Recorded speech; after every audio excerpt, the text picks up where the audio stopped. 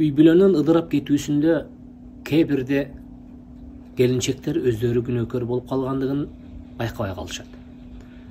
Мисал катары мага кайрылган адамдардын бирөөсү башынан өткөн окуяны айтып берип, мындай дейт. Мен жумуштан келип, үйдүн эшигин ачып кирсем, үйдөгү коурашып отурган адамдар мен киргенимди байкабай калды. А мен кирип кийимди чечип кулак сала калсам, менин үстүмдөн кайын журтум келип, өздөрүнчө маселе чечип, тон бычып, менин жашоомдогу негизги маселелерге киришип аткандыгын угуп калдым. Мага ушунчалык бул сөздөрдүн, алардын болгон чечими ушунчалык катуу тийгендиктен, мен дароо ошол жерде костюмумду желкеме илип, ошол үйдү ошол боюнча аялыма калтырып, экинчи кайткыс болуп чыгып кеттим деп оор тагдырын айтып берди. Ооба, эмне үчүн мындай?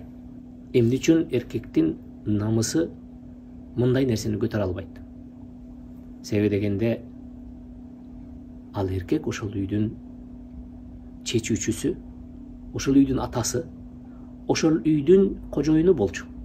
А кожоюндун үстүнөн келип кайын журттун тон бычуусу бул эч бир ордуна, калыбына кайра келбей турган кесепеттүү иштерден.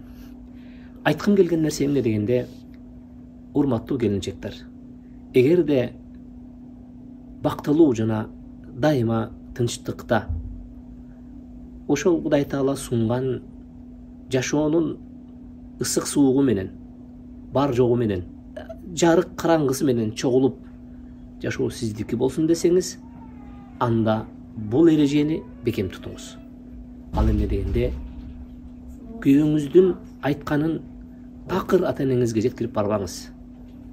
Ата энеңиздин айтканын такыр күйөөңүзгө көтөрүп келбеңиз.